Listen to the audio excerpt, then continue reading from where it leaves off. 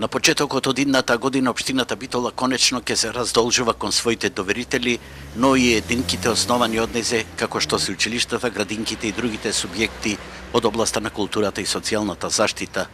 Иако во апликацијата до владата општината Битола достави цифра од 307 милиони денари како финансиски баласт кон доверителите, според Законот за финансиска подршка на единиците на локалната самоуправа им беа одобрени 2,5 милиони евра или половина од тоа што го очекуваа. Од денеска веќе им тече законскиот рок од 15 дена на јавниот повик до доверителите со доспеани побарувања до 30 септември оваа година, во кој поставува два услова: доверителите да се откажат од затезните камати и да прифатат намалување на главницата за 15%, што допрва отвора простор за пазарење, во кој на збор ќе се појави и третиот услов, да немаат поднесено тужби или да ги повлечат доколку сакаат за брзо да добијат пари. Па сега не би преудицирала во овој период со тоа како би се одвивале работите, затоа што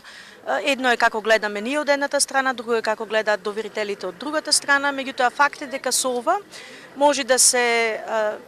обезбедат сушност голем дел од средствата кои што нив им требале и дека на тој начин би имале голем број на средства кои што би представувале обрт во нивните бизниси, тоа би представувало голем мотив за секој бизнисмен. Верувам дека во таа насока ќе размислуваат сите доверители. Бидејќи има достасано долгови од 1 до 4 години и се надзидани со дебели камати, некои доверители сметаат дека јавниот повик е непристоен предлог на општината или уцена, иако формално се е по закон. За нив посигурна варијанта ќе биде да тужат и своето побарување да го отстапат на други субјекти што имат финансиска кондиција и од општината парите да ги земат во судска постапка со 11% затезна камата плюс судски трошоци, а доверителите во нивна полза според досегашните искуства на отстапувани побарувања ќе им дадат 10% дисконт. Обидот на општинарите со еден куршум да отепаат 3 зајаци уште повеќе се компликува кај превозниците на линискиот превоз, на кои училиштата последниве месеци им ги враќаат фактурите,